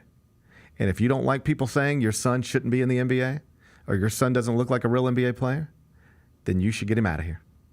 But as long as he's putting on the uniform that you're putting on, it's my job to talk about this stuff. And I don't make the rundowns, bro. I don't know if you know how television works, but we have producers who do that. I got a million jobs. I show up, they say, this is what we're talking about. Yeah, I've got some influence, but I show up and they say, this is the A block. Mm-hmm. And if we're going into day 2 of the NBA draft and all of our reporters are reporting that you and Rich Paul are strong-arming this to get him drafted and on a real contract with LA, well, that is the most viral story, most trending story that's happening. I'm the person who gets paid to talk about this stuff. If you have an issue with something I specifically said, bring that up to me, and let's talk about that. But just keep my son's name out of your mouth? Keep your son out of the NBA, and then I'll never have to say again that he doesn't belong in the NBA. Nobody has to say my sons don't belong in the NBA. We all know that. I would love to not talk about your son being in the NBA. You put him here when he shouldn't have been. So this is what you get. If I'm Stephen A., I'd be very comfortable having that conversation with LeBron James. If I'm LeBron, I get being upset because it's your kid, it's your first son. You don't want anybody talking wild about him on television. But don't ever forget, this was all created by LeBron James. Every single criticism that has ever been directed at Bronny is a byproduct of something LeBron said or did. There's some people out there who think people like us and Stephen A. Smith and anybody else like make a habit of just shitting on basketball players' children. Like this. When's the last time you heard him? Tell me any time you heard somebody. Never. Did it happen to Scottie Pippen's kid? Did it happen to Michael Jordan's kids? Well, yeah, it did happen to Scottie Pippen's kid. What did they say? What's the worst thing anybody ever said about Scottie Pippen's kid? Oh, did he? I mean, like, that he turns the ball over? No. But have they ever said Scottie Pippen's kid sucks because and isn't? My point is this. I get what you're saying. My point is this. Yeah. This all started years ago when LeBron James, while Bronny was still in high school, was saying he could be in the NBA right now. Oh, yeah. Gotcha. And it's like, what? Like, he's barely a 5-star player, and I would have never rated him that way. But the idea that he was ranked 28th, I'm making this number up, but something like that in his high school class, and as a senior in high school, as the 28th best prospect in America, maybe, you think he could be in the NBA right now? That was crazy. Nobody was sitting around waiting to wake up the next day after LeBron said that. Nobody was planning on spending the next day talking about some whatever prospect in California isn't good enough to be in the NBA. But when the face of the league says my son's better than NBA players right now, well, that's perfect for an A block on Get Up tomorrow morning. Right. So you know what you have to say? Well, of course Bronny James couldn't be in the NBA right now. He's just a good high school player. What? I've spent an entire year getting asked about Bronny James as a prospect. The only reason I was ever asked about him as a prospect is because LeBron James kept saying my son's a legitimate prospect and my son's going to be one and done and my son's going to be in the NBA. Scottie Pippen, to my knowledge, never once said Scottie Pippen Jr. is headed to the NBA and going to be better than he's already better than a lot. I don't ever remember Scottie Pippen ever talking about his son as a basketball prospect. And that's the way most of these things go. The whole Bronny thing was created by LeBron. Every criticism that young man has had to endure is because of the position his father put him in. So I don't understand putting your son in positions he shouldn't be in and then running around and yelling at everybody, most notably Stephen A. Smith, who says the thing, like the one thing in this world everybody can agree on. We can't agree on health care. We can't agree on most things. You know what we can all agree on as Americans? Bronny James doesn't belong in the NBA. Trump, Biden, everybody can agree on that. So the only reason he's there is because his dad put him there. And then people are asked all over the country, should he be there? And everybody says no. And now LeBron's running around getting mad at the people who say your son shouldn't be there. You see the cycle here, right? So, made for an interesting video, but I don't know. I don't think you should have to apologize if you're Stephen A. Smith for talking about Bronny James as an NBA player, given that quite literally in the offseason, heading into the draft, and in the day after the draft, and throughout the season as he's struggled in all the ways that he struggled, I don't think it's like it's the guy's job to talk about this stuff. He's talking about it, and there's really only one thing to say about it, and it's never going to be good. Be back in a second. Grizz Nation gets set for tip-off 1 hour before every Grizzlies home game with the warm-up show. Get the latest news, notes, and analysis live from courtside at FedEx Forum. This team is doing everything that Taylor Jenkins and his coaching staff envisioned it could do. Join me, Lang Whitaker, along with Michael Wallace, Jessica Benson, and other personalities from Grind City Media, Memphis, and around the NBA. 1 hour before every home game, live at Grind City Media on X, YouTube, and the official Grind City Media mobile app. Our fans have a huge impact on our ability to play to the level that we're striving for. Drop off, Morant. Oh! Well, you wanted home crowd involvement. I love those moments where you see our guys engaging in the fans, and the fans just get pumped up. They are standing at FedEx Forum. I would hate to be on the other side with the opposition when FedEx Forum's rolling. That's such an unbelievable relationship that our group has with our fans. Kroger shoppers and Grizz fans, one exclusive last-minute discounted ticket deals texted straight to you during the Grizzlies 2024-2025 season. Sign up with the new Kroger Buzzer Beater deal. Fans can sign up by texting Grizz to 636-479 or visit your local Kroger store in the Delta Division and scan the QR code. By signing up, you agree to receive recurring automated promotional and personalized marketing text messages from the Memphis Grizzlies. Consent is not a condition of any purchase. Message frequency varies. Message and data rates may apply. Sonic Radio. Welcome back to Sonic RNDIO. That spells radio with me, the CIO. This just in, the new Sonic $1.99 menu lets you build a crave-worthy meal for just $1.99 an item. Whether that's a creamy shake, crispy tots, or a quarter-pound double cheeseburger. This just out. Ostriches. They're mean, not very cute, and in my opinion, way too big for a bird. Don't miss the Sonic Fun 99 menu. 5 items, always $1.99. Live free, eat Sonic. Tax not included. See menu for details.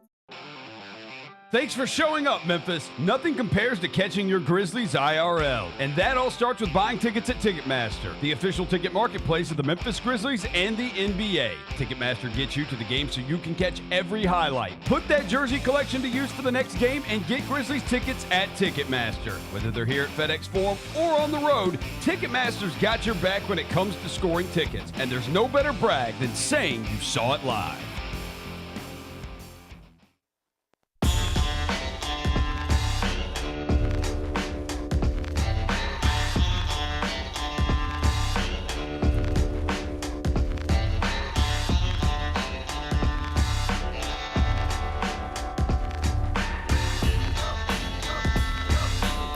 Welcome back, Gary Parrish Show, presented by Ortho South. Let's wrap this up with GP's Carryout.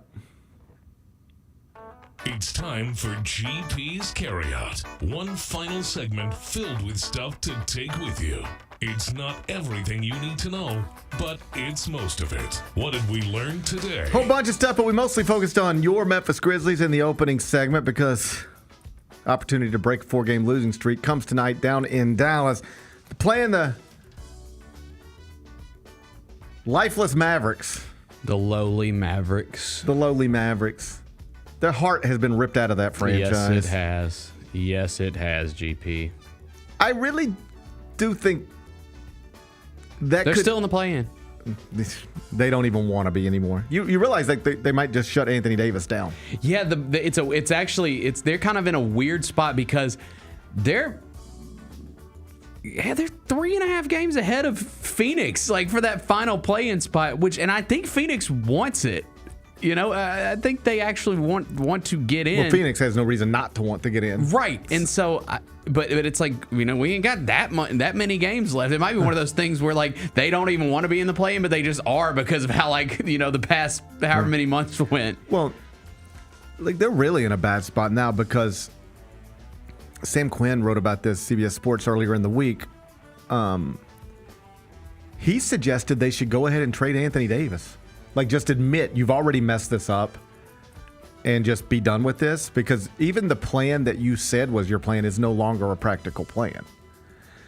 In other words, as stupid as it was, in Nico Harrison's mind, he believed doing this gave them a better chance to win a championship quickly. Right.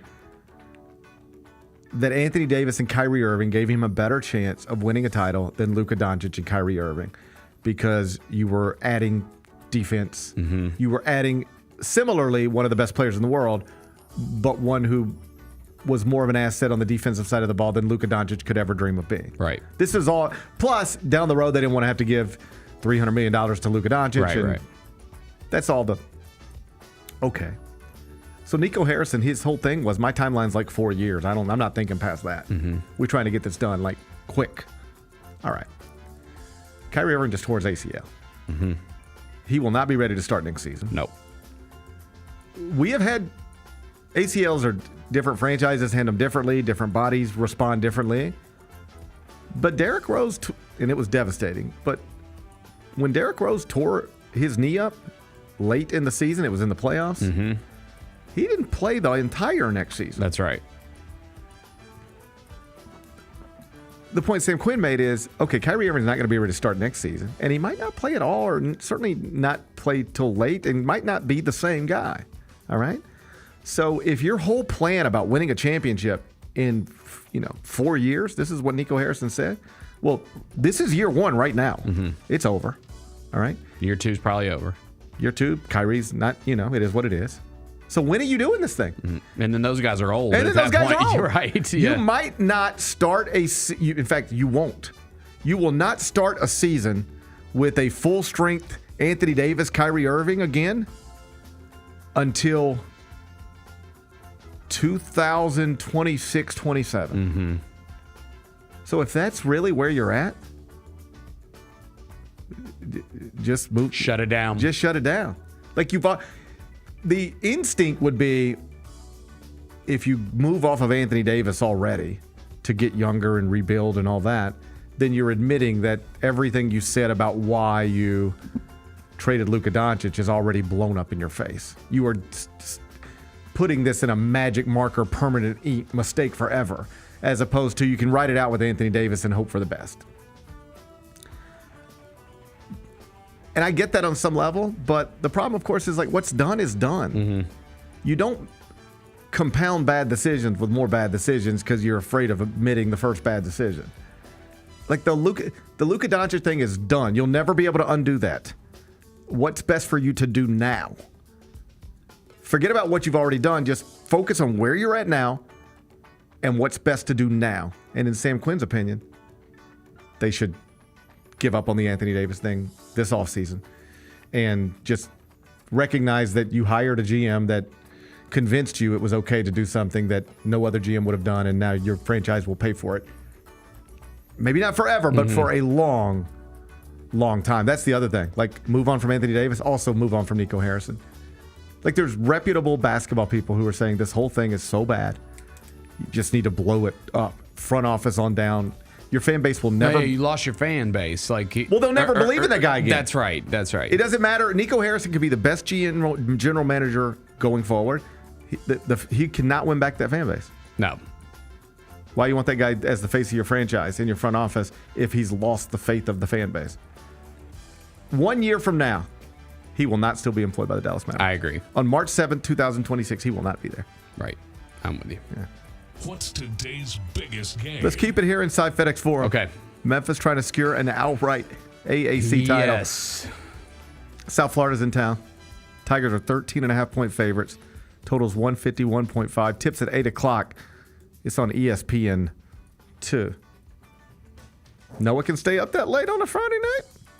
We're going to try to make it as long as we can. Okay. We're going to try to make it as long as we can. Okay. We've been staying up a little bit later these days. Okay. But we're going to try as long as we can. They said, by the way, if you're going tonight, make sure you're there by 7:30 because that's when they're going to honor all the seniors.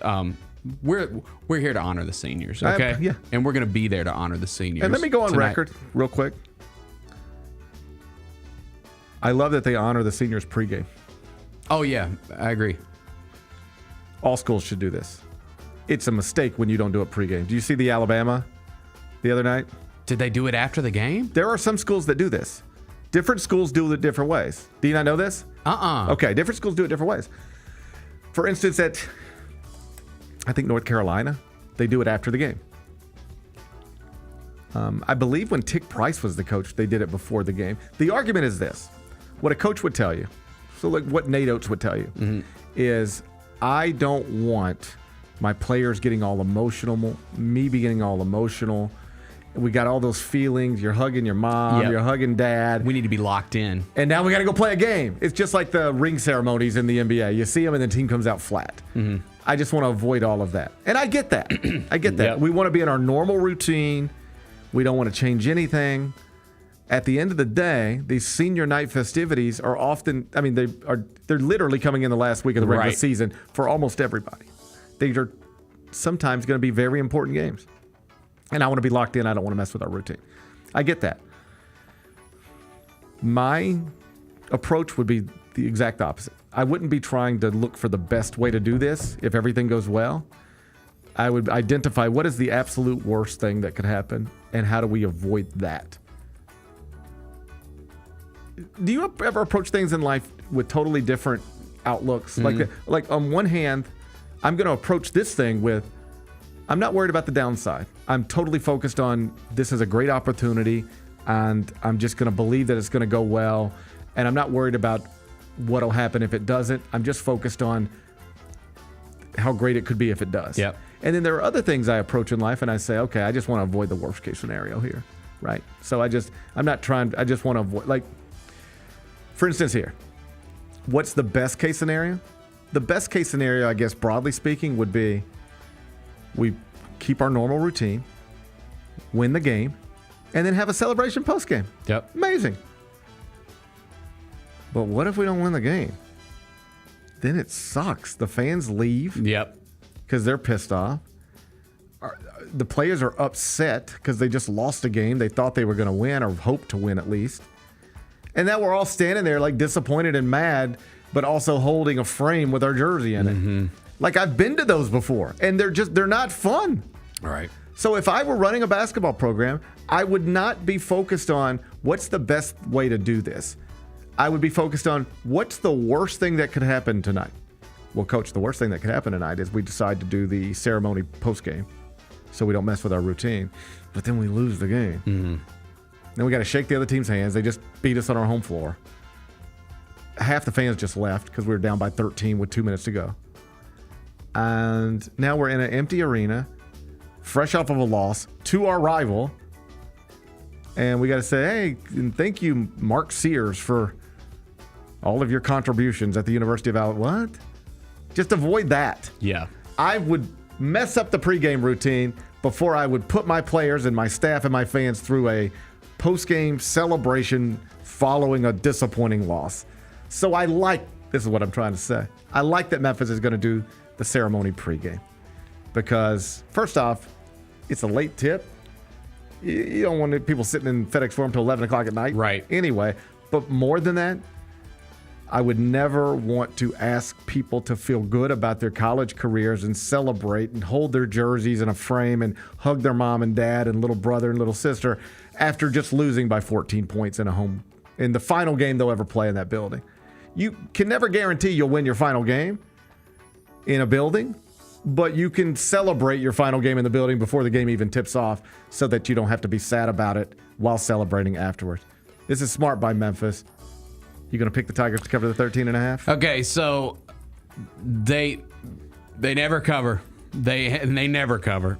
I mean, never. Never.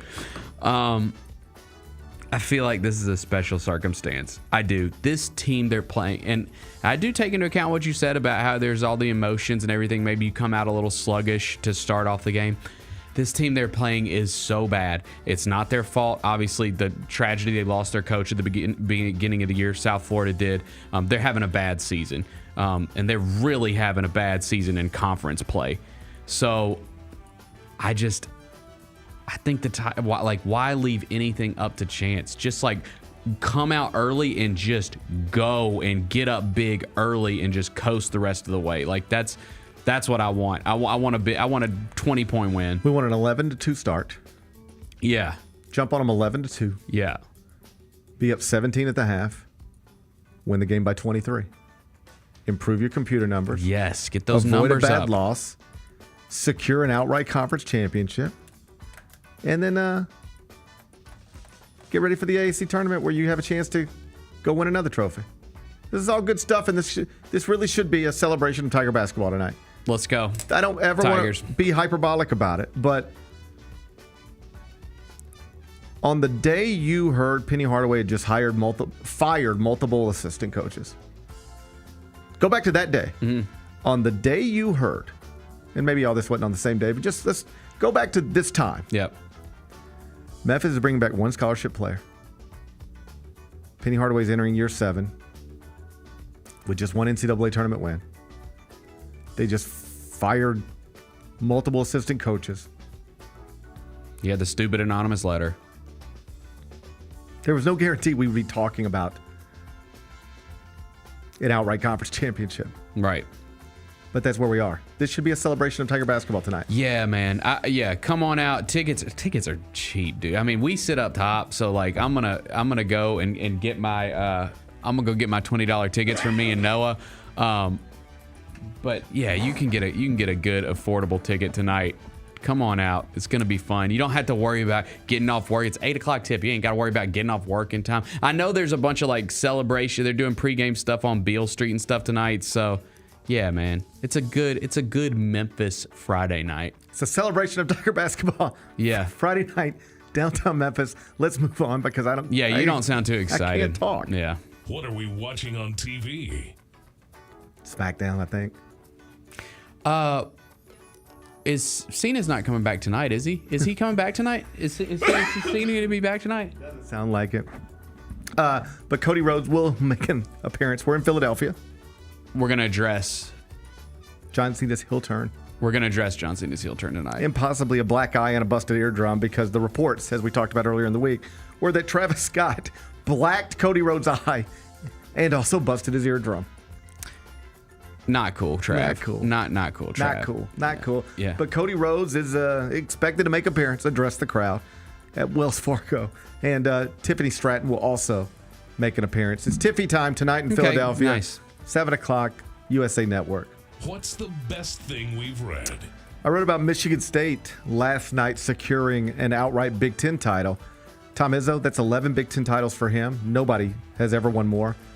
Bob Knight also won 11. Ward Lambert at Purdue also won 11. Tom Izzo now has 11. This was sort of interesting. 11 Big Ten regular season titles. Jason Richardson was at Michigan State for 2 years in the early 2000s and was a part of back-to-back Big Ten title teams at Michigan State. Now his son, Jace Richardson, is probably the best player at Michigan State on an outright Big Ten championship team. So Tom Izzo has won 11 conference championships at Michigan State, and 3 of the 11, 27%. One of the Richardsons, father or son, has been a part of it. Oh, that's cool. And though we got 2 years of Jason Richardson, probably not going to get 2 years of Jace. He's been terrific. Wasn't starting for much of this season. I think last night was just his 8th start of his career, but he has emerged as their best player, as the type of guard who could pop off in the NCAA. He's the type of guard who could pop off and go for 30 in an NCAA tournament game, and then you're like, oh, I didn't realize Jason Richardson had a son who's playing college basketball. Like the whole world will be introduced to this thing that right now only diehard college basketball fans or Big Ten fans are aware of. But he's been great. Izzo, in his 70s, still operating that program at the tip top of the sport. So if you haven't read that yet, you can check it out. It's on the homepage, cbssports.com. What's on tap next week? Well, on Monday, we'll be looking back at Tiger basketball, hoping that they secured that outright AAC championship tonight with a victory over South Florida. We're assuming, aren't we assuming, that the Grizzlies are going to snap their losing streak tonight? I would hope so. In Dallas. So we will not be talking about a losing streak on Monday. That's my prediction. And if we are, something has gone terribly wrong. Yeah, I agree. If we're talking about a losing streak on Monday, Bennett, just know that something has gone terribly wrong. I'm going to choose to believe that's not going to happen. Me too, man. All right. You have a good weekend. You too, dude. You enjoy your night at FedEx Forum. I'm going to drink cough syrup. Good. Get that voice right. I swear to God, this time yesterday, I thought I felt good. I don't know what happens. I'm starting to wonder if it's a mental thing. Well, you've also got you got car issues again. Am I allowed to disclose that? Go ahead. We were able to get the car charged. Shout out to Marcus Smart for letting us use the electric charger, but now GP's got a flat tire in the parking lot, so good luck, man. You realize I just had a flat tire. Dude, you get flat tires more than anyone I know. Do you know what tire it is? Do you know what tire it is? What? Which I'm asking. I don't know. Oh, do I know? I haven't seen it. It's your back left tire, I believe. Somebody sent me a picture of it and was like, hey, by the way. I just bought that tire 2 weeks ago. Somebody texted me a picture and was like, hey, did GP know he's got a flat tire? And I was like, I guarantee you he does not know. I just bought that tire 2 weeks ago. What happened this time? I don't know, man. I don't know. My problems are small problems. I think every time you're critical of Elon, he just presses like a self-destruct button on your Tesla. I'm too blessed to be stressed, man. Yeah, man. I'm too blessed to be stressed. All right? Yeah. But I would just like to go home today, and just not have to worry about anything. You had completely forgotten about that before I just said something, hadn't you? And here's the thing. Yeah. Here's the thing about Teslas. Do you know this about Tesla? I didn't know this about Teslas until 2 weeks ago. What? You don't have a spare tire. Oh, you don't? No. You ain't got a tire in your trunk? No. What? I don't know what's in that thing. Let's go pop the trunk and see. Are you sure? Why wouldn't they give you a spare tire? Doge. I think they're cutting back on everything. They're cutting back on everything. It's government cutbacks. It's government cutbacks. Yeah. They didn't Spare tires are a thing of the past. Spare tires are a thing of the past. Elon said get your own tire. Yeah. So it's not just as simple as find somebody with a beard and ask them to come put on a little spare tire for me. I got to call AAA. Oh, man. That's the way I got to spend my Friday. I got to call AAA. Good luck. I'm too blessed to be stressed. Good. But, man, sometimes I forget. I am too blessed to be stressed. But it's easy to forget on days like today. Yeah. When you can't talk nor drive. I can neither talk nor drive. Think about that. Good luck, man. Enjoy the rest of your day. Enjoy your weekend. I'm going to try to enjoy mine. We're going to meet back here Monday at 10. Till then, be careful, be kind, be good, rep your hood.